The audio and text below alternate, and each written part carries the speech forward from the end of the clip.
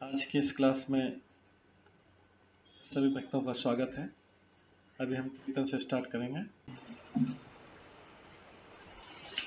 जय राधा माधव कुंज बिहारी, जय राधा माधव कुंज बिहारी, जय गोपी जन वल्लभ गिरिवर धारी, जय गोपी जन वल्लभ गिरिवर धारी, यशोदानंदन ब्रज जन रंजन, यशोदानंदन ब्रज जन रंजन, यमुना तीर वनचारी, यमुना तीर वनचारी, जय राधा माधव कुंज बिहारी, जय राधा माधव कुंज बिहारी, हरे कृष्णा कृष्णा कृष्णा हरे हरे, हरे राम राम राम हरे हरे, हरे कृष्णा कृष्णा कृष्णा हरे हरे, हरे राम राम राम हरे हरे,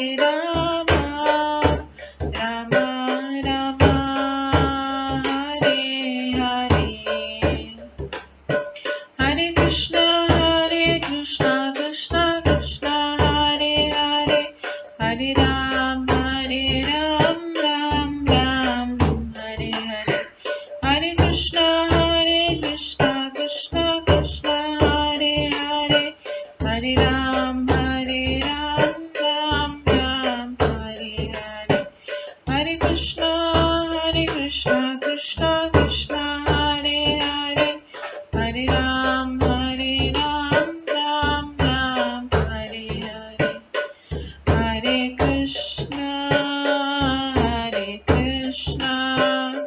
कृष्णा कृष्णा हरे हरे, हरे राम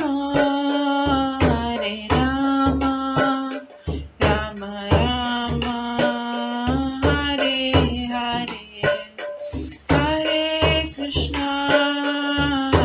कृष्णा कृष्णा कृष्णा हरे हरे, हरे राम राम राम हरे हरे, जय राधा माधव राधे, जय राधा गोविंद राधे, जय गौरनिताय,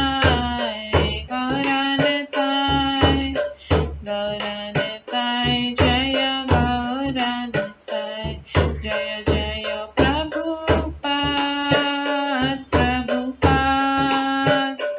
प्रभुपाद जय जय प्रभुपाद, जय जय गुरुदेव जय जय गुरुदेव, नित्य गौर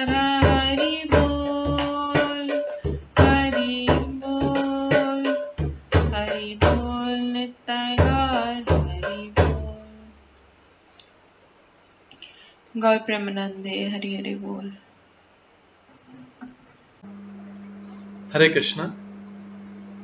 आज की इस क्लास में सभी भक्तों का स्वागत है। अभी मंगलाचरण से स्टार्ट करेंगे।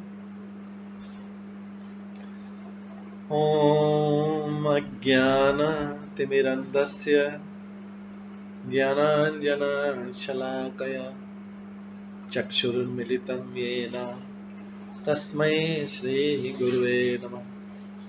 श्रीचैतन्यमनोभीष्टं स्थापितं येन भूतले स्वयं रूप कदा मह्यं ददाति स्वपदान्तिकम्।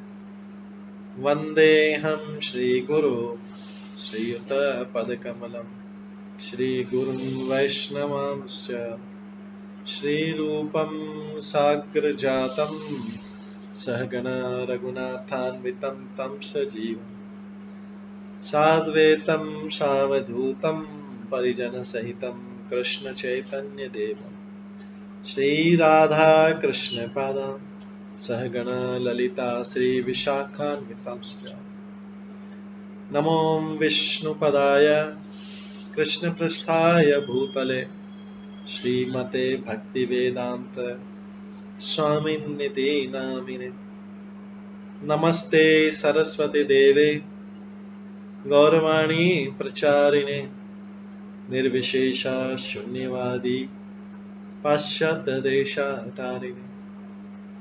वाञ्छाकल्पतरुभ्यश्च कृपा सिन्धुभ्येव च पतितानां पावनेभ्यो वैष्णवेभ्यो नमो नमः। जय श्री कृष्ण चैतन्य प्रभु नित्यानंद श्री अद्वैत गदाधर शिवासादि गौर भक्तवृंद।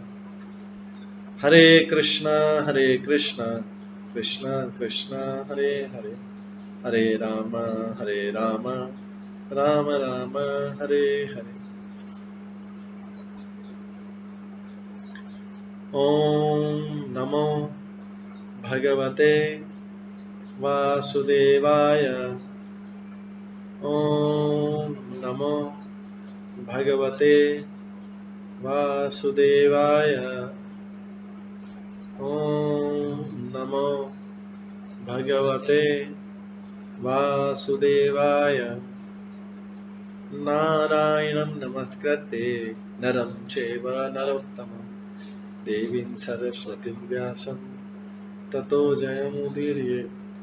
नष्टप्रायेषु भद्रेषु नित्यं भागवत सेवया भगवते उत्तम श्लोके भक्तिर्भवति नैष्ठिकी।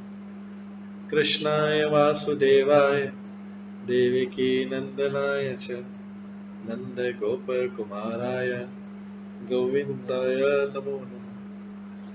सर्ववेदान्तसारमे श्रीभागवतम् इष्यते तद्रसामृतात् नान्यत्र स्याद्रति क्वचित्। आराध्यो भगवान् ब्रजेश कन्यस्तनधाम वृन्दावन रम्या काचिदुपासना व्रजवधूवर्गेण या कल्पिता।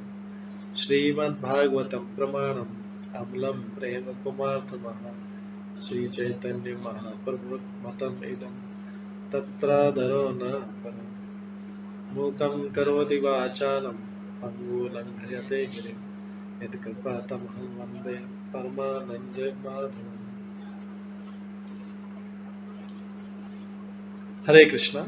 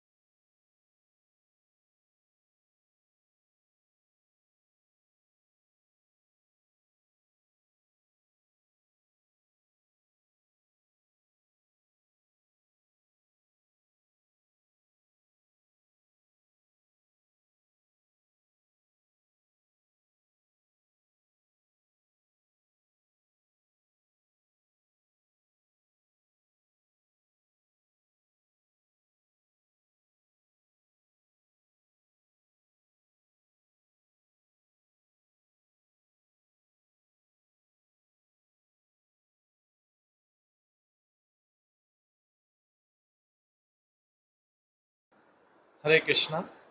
आज की इस क्लास में सभी भक्तों का स्वागत है। कल हम श्रवण कर रहे थे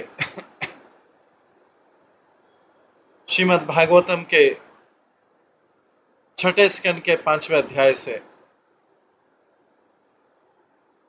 जिसमें प्रजापति दक्ष द्वारा नारद मुनि को श्राप।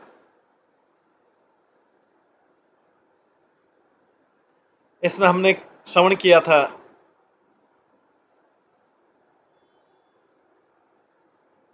कि नारद मुनि ने प्रजापति दक्ष के 10,000 पुत्र जो थे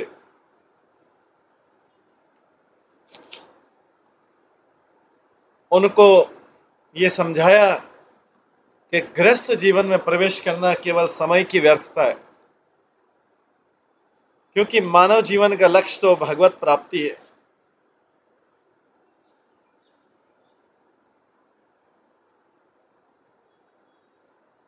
और नारद मुनि ने बताया, हंस की बात की थी। हंस वो है जो पदार्थ तथा आत्मा में अंतर करता है, जो हर वस्तु के सार को ग्रहण करता है और जो बंधन के तथा मोक्ष के उपायों की व्याख्या करता है। शास्त्रों के शब्द विविध प्रकार की ध्वनियों के रूप में हैं। यदि कोई मूर्ख धूर्त व्यक्ति नश्वर कार्यों में लगने के कारण इन शास्त्रों के अध्ययन को ताक पर रख देता है तो फिर परिणाम क्या होगा।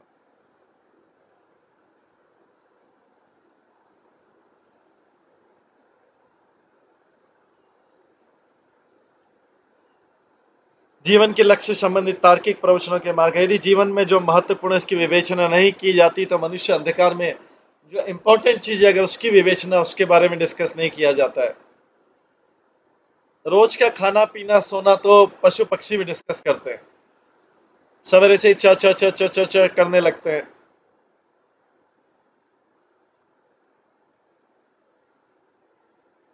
लेकिन यदि मनुष्य जीवन में जो महत्वपूर्ण इसकी विवेचना की जाती तो मनुष्य अंधकार में जा गिरता है। पशु पक्षी तो पहले से ही अंधकार में गिरे हुए हैं और फिर इसको भी मनुष्य जो गिर जाता है उसको भी जीवन के लिए संघर्ष करना पड़ता है। फिर ज्ञान में प्रगति करने से उसे क्या लाभ।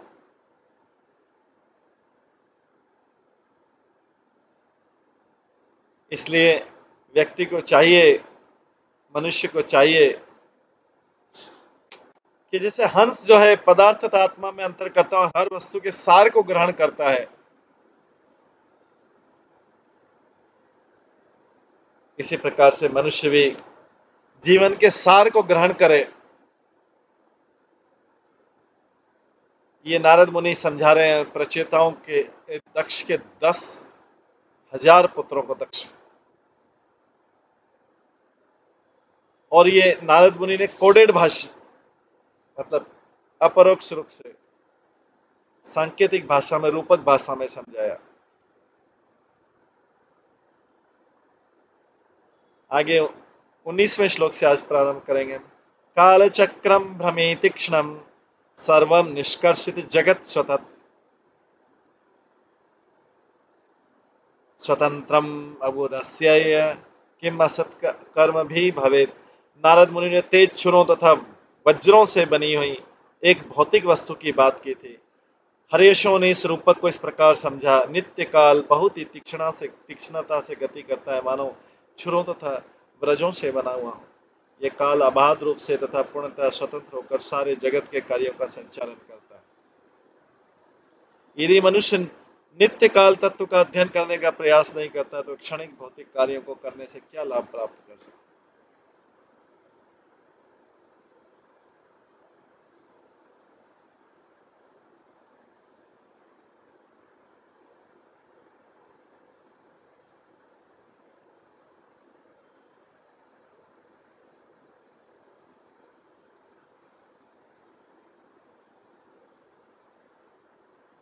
तात्पर्य श्लोक क्षौरपव्यम स्वयं भ्रमी शब्दों की व्याख्या करता है, जो नित्य काल की कक्षाओं का विशेष रूप से द्योतन करना चाहते हैं। कहा जाता है कि काल तथा लहरें किसी मनुष्य की प्रतीक्षा नहीं करते।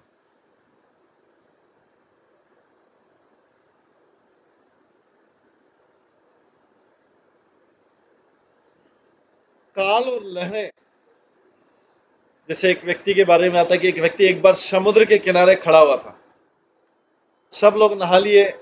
वो व्यक्ति समुद्र के किनारे खड़ा था। तो सबने पूछा, भाई समुद्र के किनारे क्यों खड़े, इतनी देर से खड़े, हम सब ने तो स्नान कर लिया।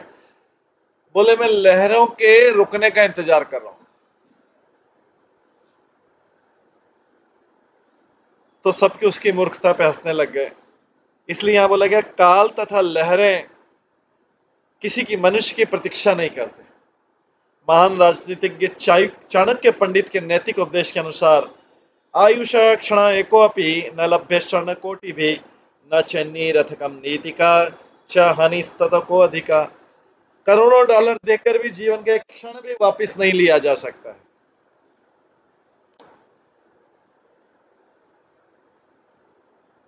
इसलिए मनुष्य को सोचना चाहिए कि यदि वह अपने जीवन का एक क्षण भी व्यर्थ में गवा देगा तो कितनी बड़ी क्षति होगी।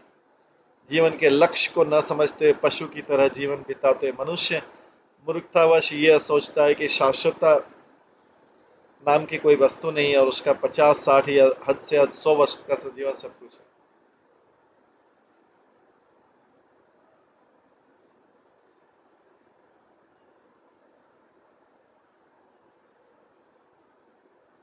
ये सबसे बड़ी मूर्खता है। काल शाश्वत है और इस भौतिक जगत में मनुष्य अपने शाश्वत जीवन के विभिन्न अवस्थाओं से होकर गुजरता है। यहाँ पर काल की उपमा तेज छुरे से दी गई है। छुरा तो बाल मूंडने के लिए होता है, किंतु यदि ठीक से नहीं चलाया जाता तो गजब ढा सकता है। मनुष्य को सलाह दी जाती कि अपनी आयु का दुरुपयोग करके विपत्ति न खड़ी करे। उसे अत्यंत सावधान रहकर अपने जीवन की अवधि का उपयोग आध्यात्मिक साक्षात्कार या कृष्ण भावनामृत के लिए करना चाहिए।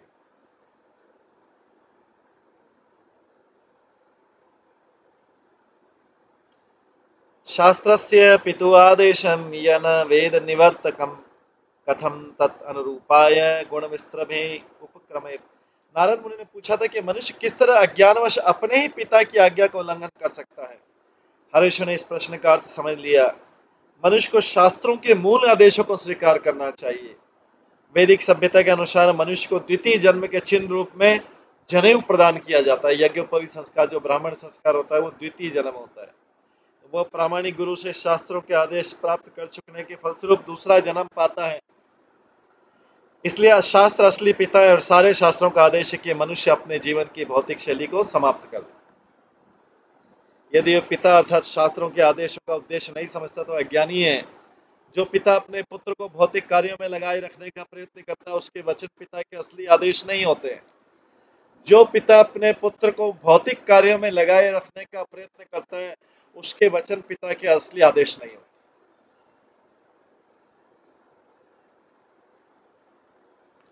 तात्पर्य भगवद गीता का कथन है, प्रवृत्तिम च निवृत्तिम च जना न विदुरासुरा।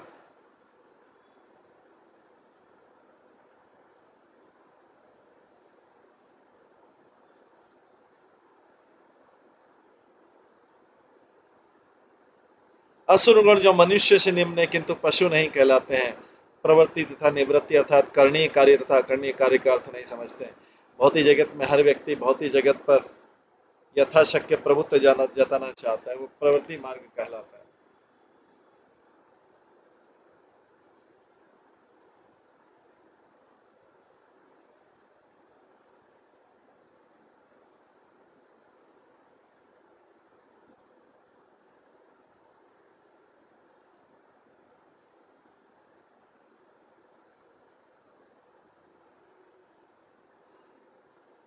भौतिक जगत में हर व्यक्ति भौतिक जगत पर यथाशक्य प्रभुत्व जमाना, हर कोई इस भौतिक जगत में अपने से कमजोर को कंट्रोल करना चाहता है।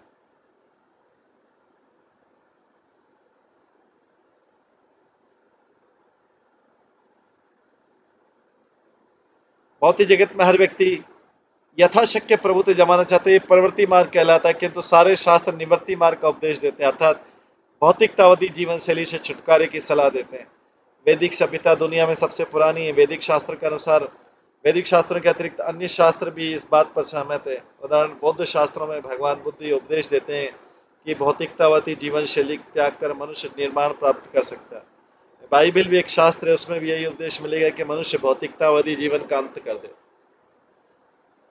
और भगवत धाम वापस चले जाए। हम किसी भी शास्त्र की परीक्षा करें, विशेषतः वैदिक शास्त्र की, तो ये उपदेश दिया जाता है कि मनुष्य अपने भौतिकतावादी जीवन का परित्याग करे और अपने आदि आध्यात्मिक जीवन में वापस आए। शंकराचार्य ने भी यही निष्कर्ष प्रतिपादित किया है, ब्रह्म सत्यम जगत मिथ्या, ये भौतिक जगत या भौतिकतादि जीवन केवल माया या भ्रम है।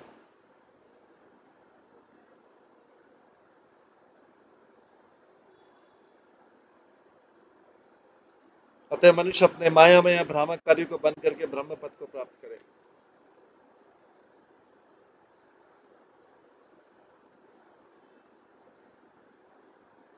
शास्त्र शब्द विशेषतया वैदिक ज्ञान ग्रंथों का द्योतक है। साम, यजुर, ऋग तथा अथर्व, ये चारों वेद तथा इन वेदों से ज्ञान प्राप्त करने वाले अन्य ग्रंथ वैदिक ग्रंथ माने जाते हैं। भगवद गीता समस्त वैदिक ज्ञान का सार है, अतः यह ऐसा शास्त्र जिसके उपदेशों को विशेष रूप से मानना चाहिए। समस्त शास्त्रों के सार में कृष्ण स्वयं उपदेश देते हैं कि मनुष्य अन्य सारे कर्तव्य को त्याग कर उनकी शरण ग्रहण करे। सर्वधर्मानि परित्यज्य माम एकम शरणम व्रजम।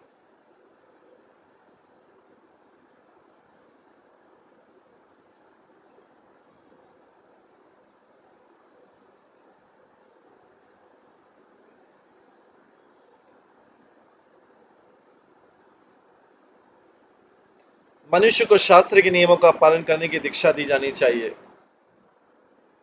दीक्षा देते समय कृष्ण भावनावत आंदोलन मनुष्य से शास्त्र के परम वक्ता कृष्ण से उपदेश लेते हुए भौतिकतावादी जीवन शैली के सिद्धांतों को भूलकर शास्त्र के निर्णय को प्राप्त होना चाहिए इसी मांग करता है। इसलिए हम जिन सिद्धांतों की सलाह देते हुए अवैध यौन, नशा, जुआ खेलना तथा मांसाहार, इन सब का निषेध। इन 4 प्रकार के निषिद्ध कार्यों को त्यागने से बुद्धिमान व्यक्ति भौतिकतावादी जीवन से मुक्ति पालेगा और भगवत धाम वापस चले जाएगा।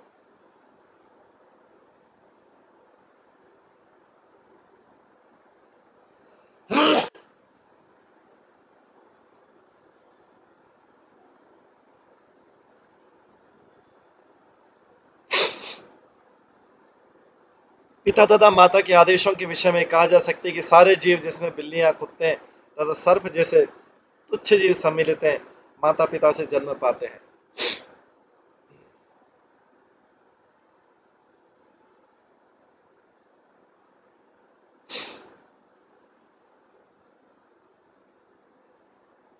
अतः भौतिक माता पिता पालना कोई समस्या नहीं है। भौतिक माता पिता पालना कोई समस्या नहीं है। प्रत्येक योनि में जन्म जन्मांतर जीव को माता पिता मिलते रहते हैं। किंतु मानव समाज में यदि मनुष्य अपने भौतिक माता पिता तथा उनके आदर्शों से तुष्ट हो जाता है और गुरु बनाकर तथा शास्त्रों में शिक्षित होकर आगे उन्नति नहीं करता तो निश्चित रूप से अंधकार में बना रहता है। भौतिक माता पिता का महत्व तभी है जब वे अपने पुत्र को मृत्यु के चंगुल से मुक्त बनने में शिक्षित करने में रुचि लेते हैं। जैसा कि ऋषभ देव ने उपदेश दिया है, पिता न सस्याज्ञान, पिता न सस्यात् जननी न सस्यात् न मोचयेद् समुपेत मृत्युम। जो व्यक्ति अपने आश्रित संतान को मृत्यु के आसन संकट से न बचा सके, जो माता पिता, उसे माता या पिता बनने का प्रयत्न नहीं करना चाहिए। जो माता पिता अपने पुत्र को बचाना नहीं चाहते हैं या पुत्री को बचाना नहीं चाहते हैं, उनका कोई महत्व नहीं है, ऐसे माता पिता को कोई इंपॉर्टेंस नहीं, उनको छोड़ देना चाहिए, त्याग देना चाहिए। क्योंकि ऐसे माता पिता किसी भी योनि में, यहां तक कुत्ते बिल्ली आदि की योनि में भी मिल जाएंगे ऐसे माता पिता। तो केवल ऐसे माता पिता जो अपने संतान को आध्यात्मिक पद तक उठा सकते हैं, वही प्रामाणिक माता पिता है, वही बोनाफाइड माता पिता है।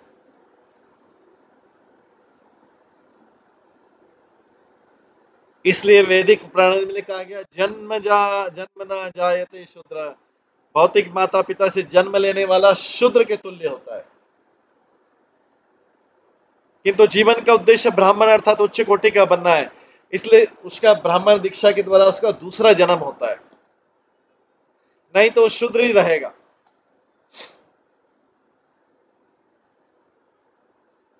उच्च कोटि का बुद्धिमान व्यक्ति ब्राह्मण कहलाता है, क्योंकि परब्रह्म अर्थात परम सत्य को जानता है। वैदिक आदर्शों के अनुसार तद्विज्ञानार्थ सगुरु मेवाभिगच्छते। इस जीवन को जानने के लिए मनुष्य को प्रामाणिक गुरु के पास जाना चाहिए, जो शिष्य को यज्ञोपवी द्वारा दीक्षा देगा, जिससे वैदिक ज्ञान समझ में आएगा। जन्मना जायते शूद्र संस्कार आदि भवेद द्विज। प्रामाणिक गुरु के प्रयास से ब्राह्मण बनना संस्कार कहलाता है। दीक्षा के बाद मनुष्य शास्त्र अध्ययन में लग जाता है। शास्त्र विद्यार्थी को शिक्षा देता है कि भौतिकतावादी जीवन से किस तरह छुटकारा पाकर भगवत धाम लौटा जाए।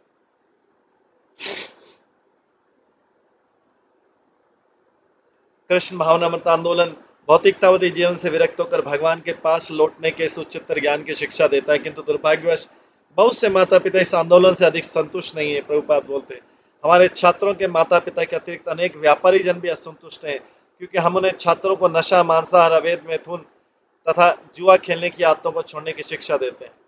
यदि कृष्ण भावना आंदोलन का विस्तार होगा तो तथाकथित व्यापारियों को अपने कसाई घर, शराब खाने तथा अपनी सिगरेट फैक्ट्रियां बंद कर दी पड़ेगी। इसलिए अत्यधिक भयभीत हैं, किंतु हमारे पास अपने शिष्यों को भौतिकतावादी जीवन से छुटकारा दिलाने के अतिरिक्त अन्य कोई विकल्प नहीं। हमें उन्हें भौतिक जीवन से विपरीत जीवन की शिक्षा देनी जानी चाहिए, जिससे हम उन्हें जन्म मृत्यु के चक्कर से बचा सकें।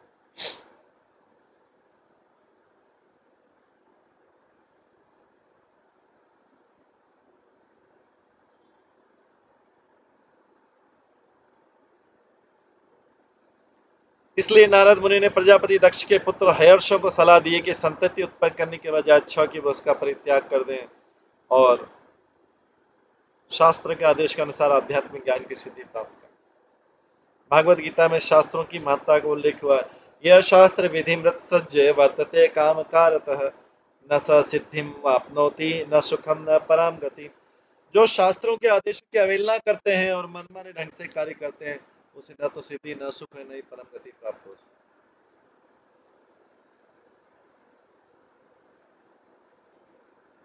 इति व्यवसिता राजन हरियशा एक चेतसः प्रयौ तम परिक्रम्य पंथानाम अनिवर्तनम। सुखदेव गोस्वामी ने आगे कहे, राजन, नारद मुनि के उपदेशों को सुनने के बाद प्रजापति दक्ष के पुत्र हर्षों को पूरी तरह समझ में आ गया। उन सबों ने उनके उपदेशों में विश्वास किया और वे एक ही निष्कर्ष पहुंचे। उन्होंने अपना गुरु स्वीकार कर लेने पर उन्होंने उस महामुनि की प्रतीक्षणा की और उस पथ का अनुसरण किया जिससे कोई जगत में फिर नहीं लौटता।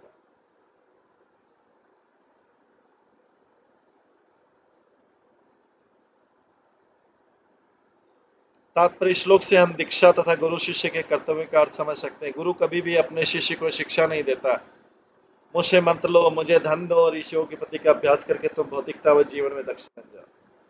यह गुरु का कर्तव्य नहीं। प्रत्येक गुरु अपने शिष्य को शिक्षा देता है कि किस तरह भौतिकतावादी जीवन का परित्याग करना चाहिए और शिष्य का कर्तव्य कि उसके उपदेशों को हृदयंगम करे और अंततः भगवत धाम वापस जाने के मार्ग का अनुसरण करे, जहां से कोई भी इस भौतिक जगत में वापस नहीं आता।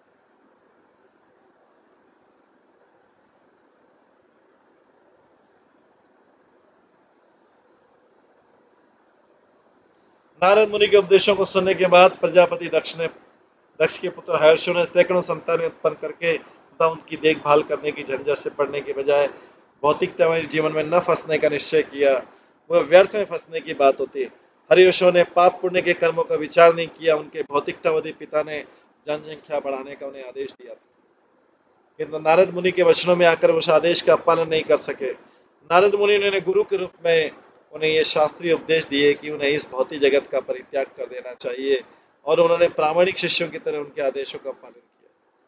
मनुष्य को इस ब्रह्मांड में विभिन्न लोकों में चक्कर लगाते रहने का प्रयास नहीं करना चाहिए, क्योंकि यदि कोई सर्वोच्च लोक ब्रह्मलोक भी चला जाता है तो उसे भी लौटना होगा। क्षणे पुण्य मत्ते लोकम विशंति। कर्मियों के प्रयास समय का प्रिय होते हैं। मनुष्य को भगवत धाम वापस जाने का प्रयास करना चाहिए, यही जीवन की सिद्धि है।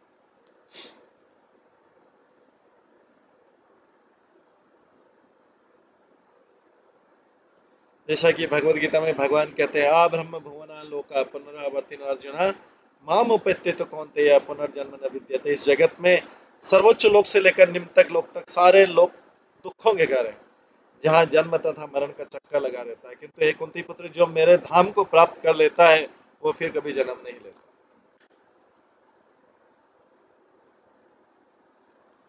जो मेरे धाम को प्राप्त कर लेता है वो फिर कभी जन्म नहीं।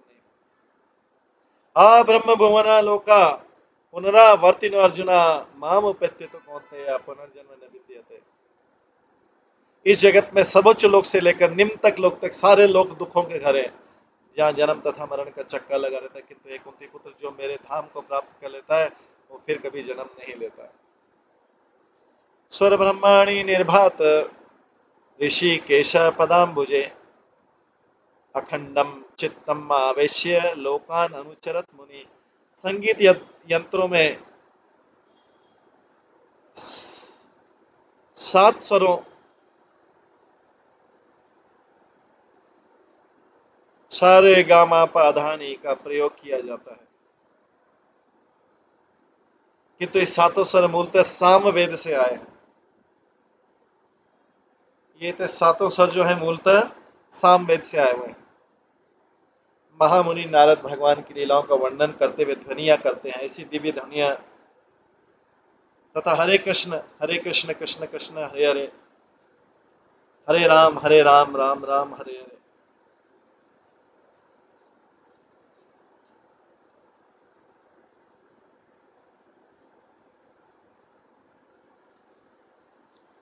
से वे अपने मन को भगवान के चरण कमलों पर स्थिर करते हैं।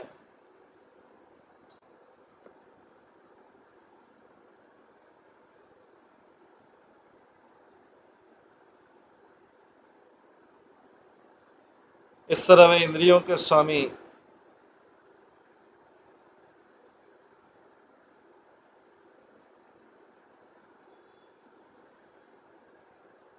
ऋषिकेश के प्रत्यक्ष दर्शन करते हैं।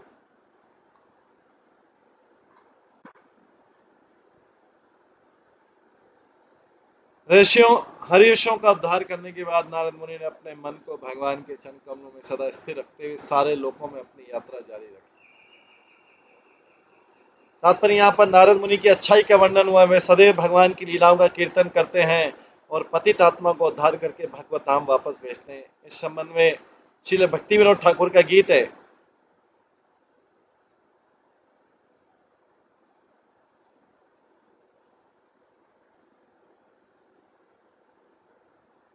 तो यहाँ पर नारद मुनि की अच्छाई का वर्णन हुआ। वे सदैव भगवान की लीलाओं का कीर्तन करते हैं, पतित आत्मा को उद्धार करके भगवत धाम वापस भेज देते हैं।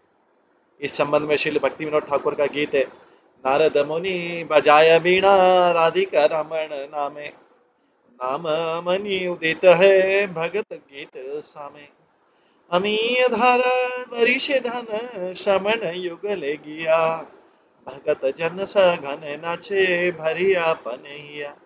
माधुरीपुर आसब पशि मातय जगत जने।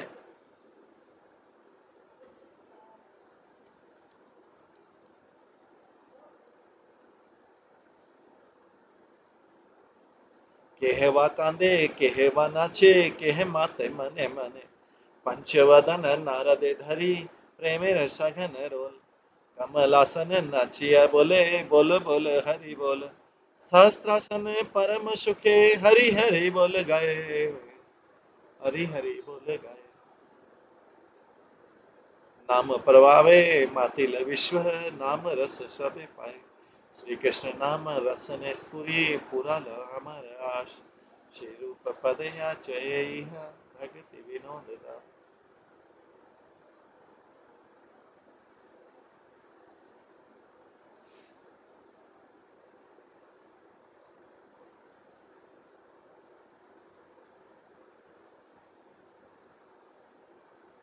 इस गीत का तात्पर्य कि महात्मा नारद मुनि राधिका रमन अर्थात कृष्ण के दूसरे नाम की ध्वनि निकालते हुए एक तार वाला यंत्र वीणा बजाते, जो ही वे तार झंकारते हैं सारे भक्त अति सुंदर ध्वनि करने लगते हैं।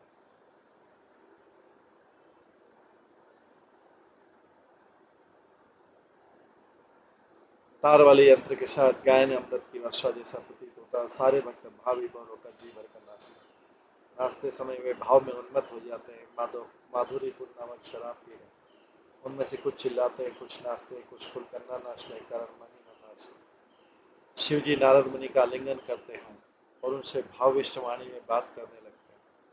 शिव जी को नारद के साथ नाचते हुए देखकर ब्रह्मा जी वे कहते बोल सम्मिलित हो जाते हैं। सभी लोग उच्चारण करो हरि बोल हरि बोल। स्वर्ग की कराचा इंद्र भी क्रमशः प्रसन्नता पूर्वक उनको साथ ही हो लेते हैं और नाचने तथा हरि बोल का उच्चारण करने लगते हैं।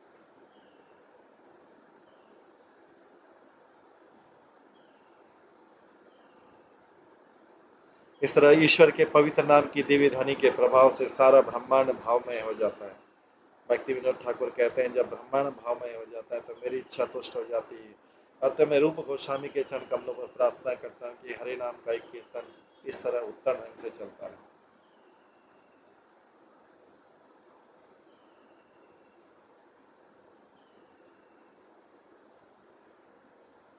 ब्रह्मा जी नारद मुनि के गुरु हैं और नारद मुनि व्यासदेव के गुरु हैं तथा व्यासदेव मध्वाचार्य के गुरु हैं।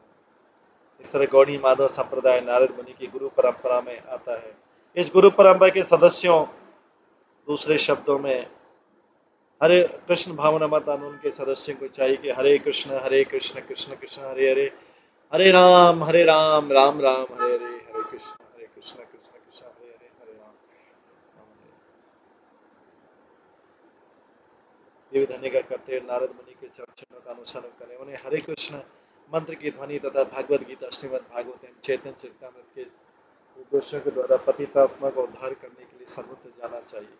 इससे भगवान प्रसन्न होंगे।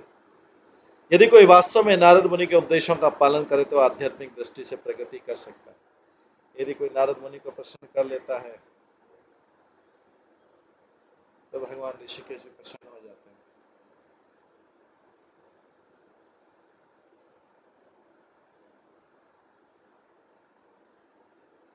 वर्तमान गुरु नारद मुनि का प्रतिनिधि होता है। नारद मुनि के उपदेशों तथा वर्तमान गुरु के उपदेशों में कोई अंतर नहीं होता।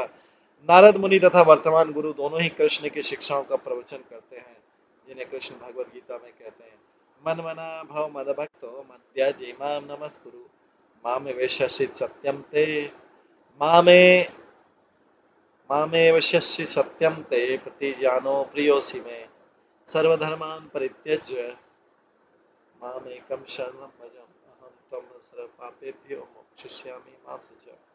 ये 18वें अध्याय के 65 और 66। सदैव मेरा चिंतन करो, मेरे भक्त बनो, मेरी पूजा करो, मुझे नमस्कार करो। इस प्रकार तुम निश्चित रूप से मेरे पास आओगे। मैं तुम्हें वचन देता हूँ क्योंकि तुम मेरे प्रिय मित्र हो। समस्त प्रकार के भक्त धर्मों का परित्याग कर दो और मेरी शरण में आओ। मैं समस्त पापों के फल से तुम्हारा उद्धार कर दूंगा। शोक मत।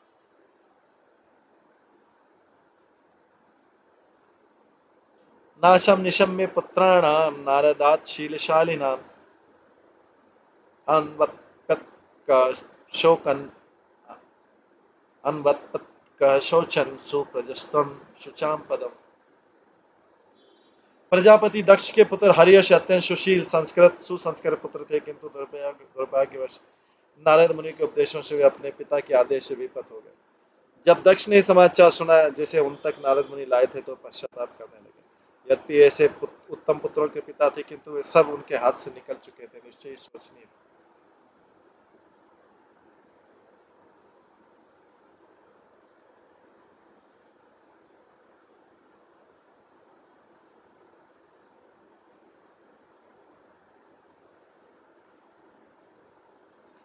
तात्पर्य, प्रजापति दक्ष के पुत्र हर्यश निश्चली, सुशील, विद्वान तथा बड़े चढ़े थे और अपने पिता के आदेश के अनुसार वे सब अपने परिवार के लिए उत्तम पुत्र उत्पन्न करने के लिए तपस्या हेतु गए थे। किंतु नारद मुनि ने उनके उत्तम स्वभाव तथा संस्कृति का लाभ उठाकर उन्हें समुचित निर्देश दिया कि वे इस भौतिक जगत में न फंसे, अपितु अपने ज्ञान तथा संस्कृति का उपयोग अपने भौतिक मामलों को समाप्त करने में करें। हर्षों ने नारद मुनि के आदेश का पालन किया, किंतु जब इसका समाचार प्रजापति दक्ष के पास लाया गया तो प्रजापति नारद मुनि के इन कार्यों से सुखी होने के बजाय अति दुखी हो गए। दक्ष तो अति दुखी हो गए कि मेरे 10,000 पुत्रों को ये वैराग्य दिलवा रहे हैं, उनका विवाह करने को मना कर रहे नारद मुनि। तो प्रभुपाद बोलते हैं, हम भी नारद मुनि की परंपरा में इस तरह हम अधिक से अधिक युवाओं को उनके परम लाभ हेतु कृष्ण भावना में लाने का प्रयास करें, किंतु इस आंदोलन में शरीक होने वाले युवकों के माता पिता अत्यंत दुखी होने से शोक करें और इसके विरुद्ध प्रचार करें। निसंदेह प्रजापति दक्ष ने नारद मुनि के विरुद्ध कोई प्रचार नहीं किया, जैसा कि हम बाद में देखेंगे। दक्ष ने नारद मुनि को उनके उपकारी कार्यों के लिए श्राप दिया। यह है भौतिकतावादी जीवन की शैली। भौतिकतावादी माता पिता अपने पुत्रों को संतान उत्पन्न करने में लगाए रखना, सुधरी आर्थिक स्थिति के लिए प्रयत्न करते रहना तथा भौतिकतावादी जीवन में सड़ते रहने देना चाहते। जब उनकी संतानें बर्बाद हो जाती है और व्यर्थ के नागरिक बनते हैं तो दुखी नहीं होते, किंतु सब शोक करते हैं। जब वे जीवन के चरम लक्ष्य को प्राप्त करने के लिए कृष्ण भावनामत आंदोलन में शरीक हो जाते हैं। माता पिताओं तथा कृष्ण भावनामत आंदोलन के बीच ये शत्रुता सनातन काल से चल रही। यहाँ तक कि नारद मुनि की भी निंदा की गई तो दूसरों के विषय में क्या कहा जाए। फिर भी नारद मुनि कभी अपने मिशन को नहीं त्यागते। यथासंभव पतितात्मा को उद्धार करने के लिए वे अपनी वीणा बजाते रहते थे और हरे कृष्ण कृष्ण कृष्ण हरे हरे, हरे राम हरे राम राम राम का दिव्य उच्चारण करते रहते। शभूय पांच जन्यान अजेन परिशांत्वितः पुत्रान् जनयत् दक्षः सबलाश्वान सहस्त्रिणाम। जब प्रजापति दक्ष अपने खोए हुए पुत्रों के लिए शोक कर रहे थे तो ब्रह्मा ने उपदेश देकर उन्हें सांत्वना दी और उसके बाद दक्ष ने अपनी पत्नी 5 जनी के गर्भ से 1000 संतानें उत्पन्न की और इस बार उनके पुत्र सबलाश्व कहलाए। पहले पुत्र का नाम था हरियश्व था, अभी पुत्र शैलाश्व कहलाए।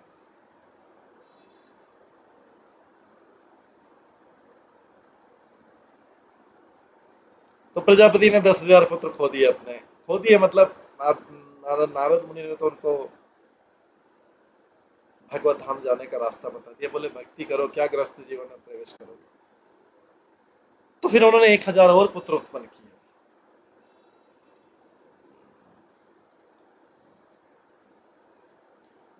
पांच जनी पत्नी 5 जनी के गर्भ से 1000 संतानें उत्पन्न की और इस बार उनके पुत्र सबलाश्व कहलाए। तात्पर्य प्रजापति दक्ष का नाम इसलिए पड़ा क्योंकि वे संतानें उत्पन्न करने में दक्ष थे। पहले उन्होंने अपनी पत्नी के गर्भ से 10,000 संतानें उत्पन्न की और जब वे संतानें खो गई और जब वे भगवत धाम चली गई तो उन्होंने संतानों की दूसरी टोली उत्पन्न की जो सबलाश्व कहलाए। प्रजापति दक्ष संतानें उत्पन्न करने में अत्यंत दक्ष, अत्यंत एक्सपर्ट और नारद मुनि समय से बद्ध जीवों का उद्धार करने के लिए उन्हें भगवत धाम वापस भेजने में दक्ष। अतः भौतिकतावादी दक्ष आध्यात्मिक दक्ष नारद मुनि से सहमत नहीं होते। जो भौतिकतावादी दक्ष हैं, जो संतान उत्पन्न करने में दक्ष हैं, एक्सपर्ट है, वो आध्यात्मिक दक्ष मतलब नारद मुनि से सहमत नहीं होते। किंतु इसका अर्थ नहीं कि नारद मुनि हरे कृष्ण मंत्र के कीर्तन करने का अपना कार्य त्याग।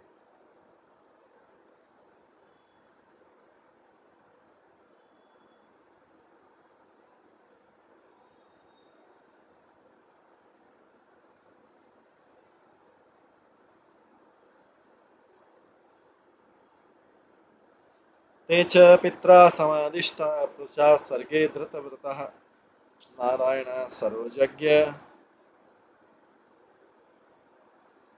यत्र सिद्धा सपूर्जा।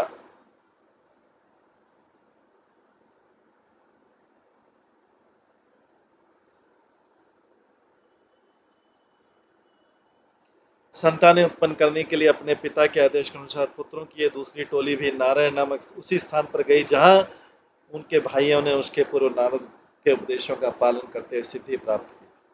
ये दूसरे 1000 संतान भी वहां गए। पहले 10,000 तो नारद मुनि ने तपस्या में लगा के उनको भक्ति में लगा दिया, वापस आए नहीं।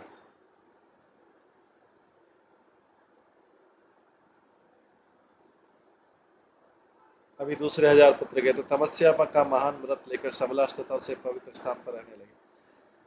प्रजापति दक्ष ने अपने पुत्रों की दूसरी टोली को उसी स्थान पर भेजा जहां उसके पहले पुत्रों ने सिद्धि प्राप्त की थी। अपने पुत्रों की दूसरी टोली को उसी स्थान पर भेजने में तनिक भी नहीं हिचकिचाए, यद्यपि ये नारद मुनि के उपदेशों का शिकार हो सकते थे। वैदिक संस्कृति के अनुसार संतान उत्पन्न करने के लिए मनुष्य को गृहस्थ जीवन में प्रवेश करने से पूर्व ब्रह्मचारी के रूप में आध्यात्मिक ज्ञान के लिए प्रशिक्षित किया जाना चाहिए।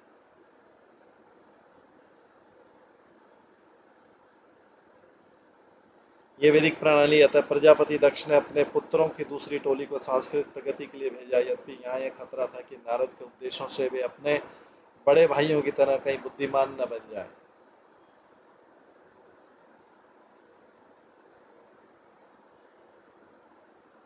कर्तव्यनिष्ठ पिता के रूप में उन्होंने अपने पुत्रों को जीवन की पूर्णता विषयक सांस्कृतिक उपदेश प्राप्त करने की अनुमति देने में, हालांकि दक्ष को पता था कि कहीं फिर ये नहीं बना ले, लेकिन उन्होंने फिर भी पुत्रों को तपस्या करने का जो तरीका उसमें हिचकिचाहट नहीं की। वे उन पर निर्भर रहे कि वे भागवत धाम वापस जाना चाहते हैं, भौतिक जगत में इसी विभिन्न योनियों में सहना चाहते हैं। फिर भी दक्ष ने छूट दी।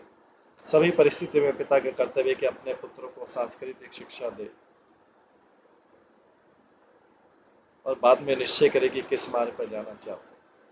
जिम्मेदार पिताओं को चाहिए कि वे अपने पुत्रों को जो कृष्ण भावनावत आंदोलन के सानिध्य में सांस्कृतिक उन्नति करें, न रोके। यह पिता का कर्तव्य नहीं होता। पिता के कर्तव्य कि अपने पुत्रों को पूर्ण स्वतंत्रता दे कि वे गुरु के उपदेशों का पालन करते हुए आध्यात्मिक रूप से उन्नत हो जाने पर अपने मन के अनुसार चुनाव करें।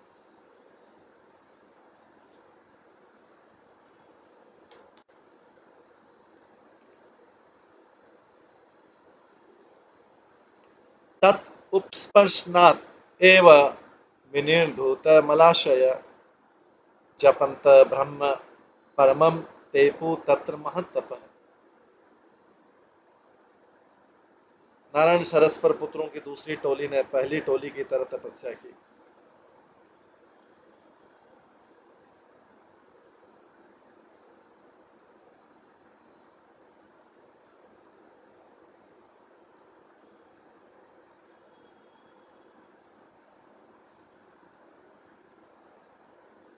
नारायण सरस पर वो स्थान पर पुत्रों की दूसरी टोली ने पहली टोली की तरह तपस्या की। उन्होंने पवित्र जल में स्नान किया और इसके स्पर्श से उनके हृदय की सारी मलिन भौतिक इच्छाएं दूर हो गई।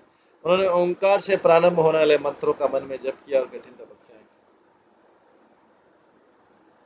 तात्पर्य प्रत्येक वैदिक मंत्र ब्रह्म कहलाता है क्योंकि प्रत्येक मंत्र के प्रारंभ में ओम या ओंकार ब्रह्माक्षर होता है। उदाहरण ओम नमो भगवते वासुदेवाय। प्रत्येक वैदिक मंत्र ब्रह्म कहलाता है क्योंकि प्रत्येक मंत्र के प्रारंभ में ओम या ओंकार ब्रह्माक्षर होता है। ओम नमो भगवते वासुदेवाय भगवद गीता में भगवान कृष्ण कहते हैं प्रणव सर्व वेदेषु। सर्व वैदिक मंत्रों में मेरा प्रतिनिधित्व प्रणव या ओंकार के द्वारा होता है। इस तरह ओंकार से प्रारंभ होने वाले वैदिक मंत्र का उच्चारण कृष्ण के नाम का प्रत्यक्ष उच्चारण, इसमें कोई अंतर नहीं है, चाहे कोई ओंकार उच्चारण करे या भगवान को कृष्ण कहकर संबोधित करे।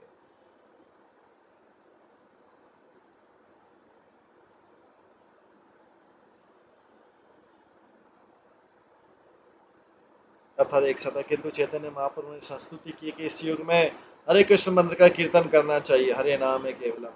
यद्यपि हरे कृष्ण तथा ओंकार से प्रारंभ होने वाले वैदिक मंत्रों में कोई अंतर नहीं है, किंतु इस युग के आध्यात्मिक आंदोलन के नायक श्री चैतन्य महाप्रभु ने संस्तुति की है कि मनुष्य हरे कृष्ण कृष्ण कृष्ण हरे हरे, हरे राम राम राम हरे हरे का कीर्तन करे। अवक्षकति चिन्मा कांत चिद्वायु भोजन आराधेय मंत्र मिमम्य वस्यस्यन्तैडस्पति। ओम नमो नारायणाय पुरुषाय महात्मने विशुद्ध सत्वधीष्णाय महाहंसाय धीमहि। प्रजापति दक्ष के पुत्रों ने कुछ महीने तक केवल जल पिया और वायु खाई।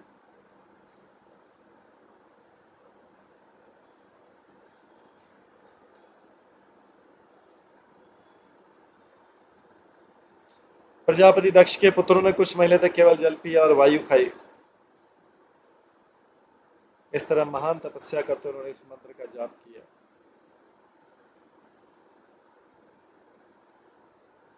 हम उन नारायण भगवान नारायण को नमस्कार करते हैं जो सदैव अपने दिव्य धाम में स्थित रहते हैं। चूंकि वे परम पुरुष हैं, अतः हम उन्हें सादर नमस्कार करते हैं। तात्पर्य श्लोकों में ऐसा लगता है कि महामंत्र या वैदिक मंत्रों के उच्चारण के साथ साथ कठिन तपस्या भी करनी चाहिए।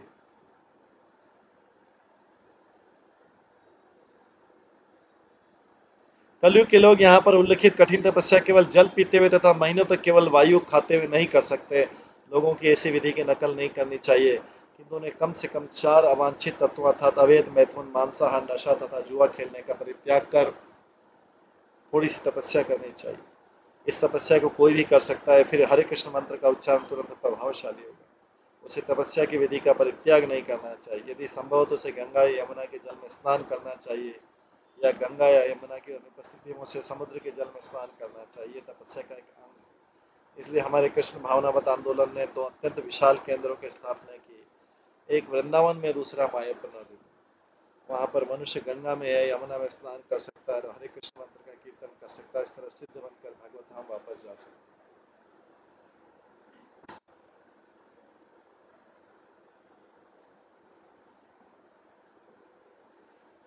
इति तानापि राजेन्द्र प्रजा सर्ग धिया मुनि उपैत्य नारद प्राह वाच कूटानि पुरुवत् राजा परीक्षित, नारद मुनि प्रजापति दक्ष के उन पुत्रों के पास पहुंचे जो संतान उत्पन्न करने के लिए तपस्या में लगे हुए थे। उनसे उसी तरह के गूढ़ शब्द कहे जैसे उनके ज्येष्ठ भाइयों से कहे।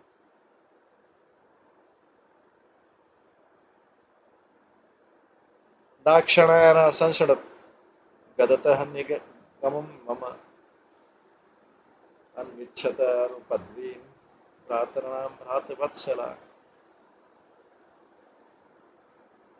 तो नारद मुनि इन दक्ष के इन 1000 पुत्रों के पास भी पहुंच गए जो तपस्या करने गए थे।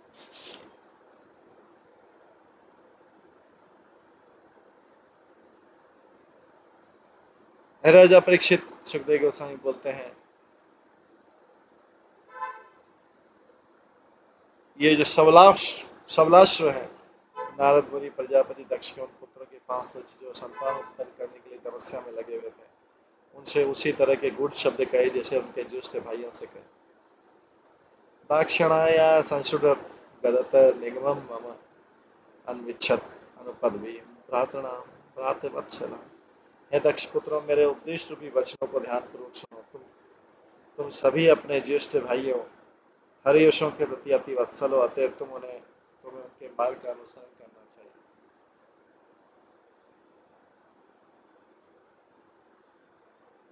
तात्पर्य, नारद मुनि ने प्रजापति दक्ष के पुत्रों की दूसरी टोली को उनके भाइयों के प्रति स्वाभाविक प्रेम को जागृत करके प्रोत्साहित किया। उन्होंने प्रेरणा दी कि वे अपने ज्येष्ठ भाइयों का अनुगमन करें और यदि उन्हें उनसे तनिक भी प्रेम है। पारिवारिक स्नेह अति प्रबल होता है, अतः नारद मुनि ने उन्हें ऋषियों के साथ पारिवारिक संबंध को स्मरण कराने की चाल चली। सामान्यतः निगम शब्द वेदों का द्योतक है, किंतु यहाँ पर यह शब्द वेदों में निहित उपदेशों का द्योतक है। श्रीमद् भागवतम का कथन है कि निगम कल्पतरो गलितम फलम, तो वैदिक उपदेश वृक्ष के समान है जिसका पका हुआ फल श्रीमद् भागवत है।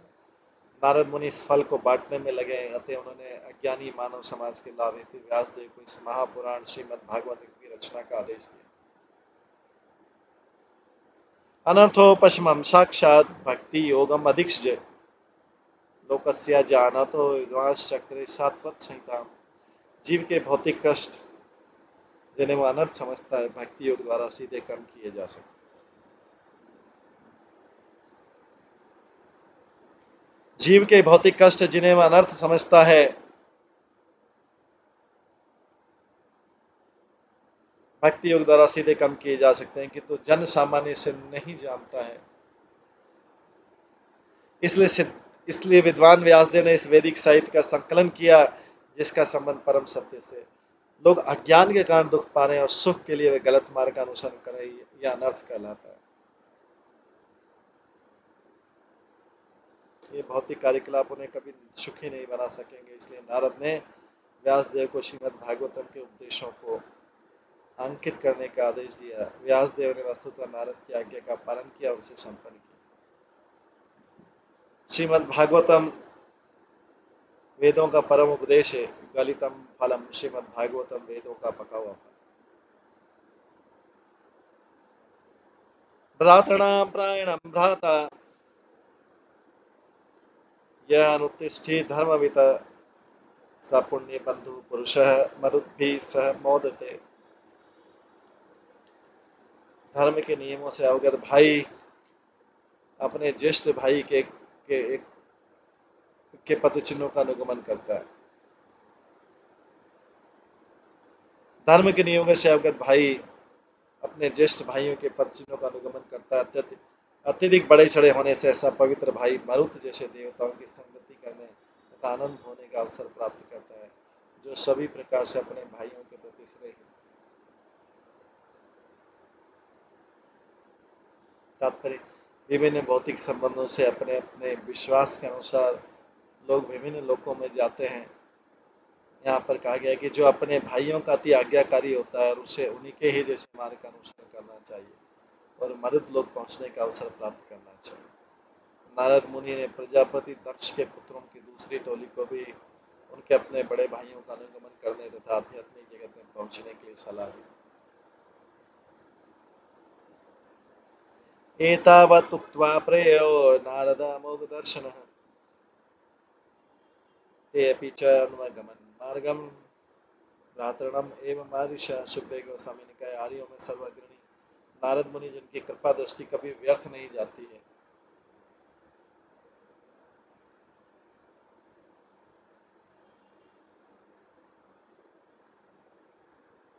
प्रजापति दक्ष के पुत्रों से इतना कहकर अपनी योजना के अनुसार वहां से विदा हुए। दक्ष के पुत्रों ने अपने बड़े भाइयों का अनुसरण किया, संतानें उत्पन्न करने का प्रयास न करके वे कृष्ण भावना में लग गए। दक्ष के पुत्र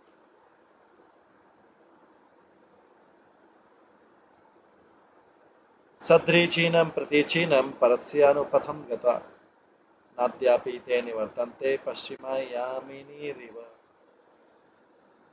सबलाशों ने सही मार्ग अपनाया जो भक्ति को प्राप्त करने के निमित्त जीवन शैली द्वारा प्राप्त है या भगवान की कृपा से प्राप्त। वे रात्रियों की तरह पश्चिम की ओर गए किंतु अभी तक वापस नहीं आए, वो भी चले गए।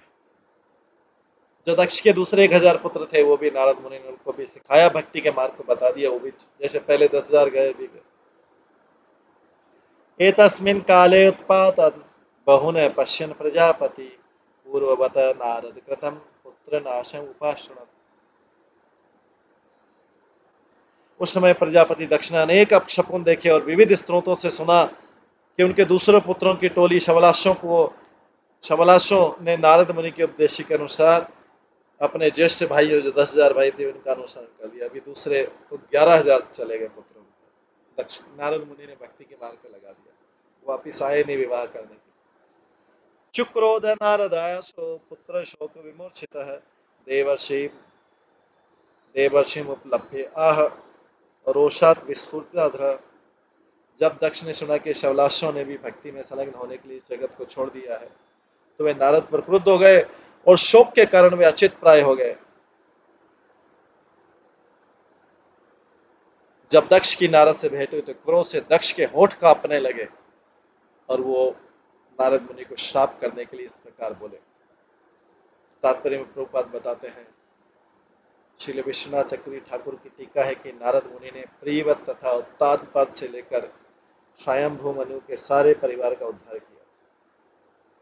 उन्होंने उत्तान पद के पुत्र ध्रुव का उद्धार किया था और प्राचीन वरिष्ठ का उद्धार किया था जो सकाम कार्य में लगा था, तो भी प्रजापति दक्ष का उद्धार नहीं कर पाए थे नारद मुनि। प्रजापति दक्ष ने नारद को अपने समक्ष देखा क्योंकि नारद स्वयं उसका उद्धार करने आए।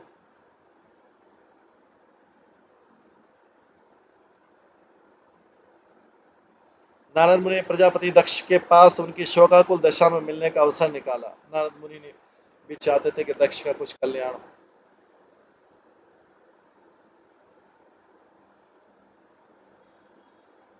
तो शोकविल दशा भक्ति को समझने के लिए नारद मुनि ने दक्ष की इस अवस्था को देखते कुछ समय निकाला उसके लिए।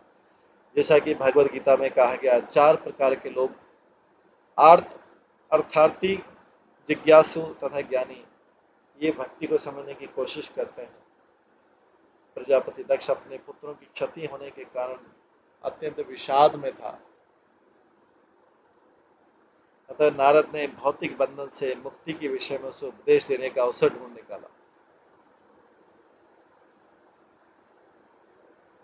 तो दक्ष और नारद मुनि की भेंट हो रही। पहले तो दक्ष बहुत क्रोधित होता है नारद मुनि के ऊपर, उनको श्राप भी दे देता है, लेकिन नारद मुनि तो उसको भौतिक बंधन से मुक्ति के विषय में, क्योंकि उन्होंने तो उसके पूरे कुल को उपदेश दिया है, उन्होंने तो उसके पूरे कुल को उपदेश दिया है, तो अभी फिर से उपदेश देंगे नारद मुनि। लेकिन इससे पहले दक्ष जो है क्रोध के कारण बोलता है और उन्हें श्राप देने का प्रयास करता है। काफी क्रोध में बोलता है। तो दक्ष का जो नारद मुनि को क्रोध करना है और श्राप देना है वो हम कल की क्लास में श्रवण करेंगे। आज की क्लास को यहीं पे विराम देते हैं। सभी भक्तों का बहुत बहुत धन्यवाद। सभी भक्तों के लिए एक बार हरे कृष्ण महामंत्र का जप करते हैं। हरे कृष्णा कृष्णा कृष्णा हरे हरे, हरे राम राम राम हरे।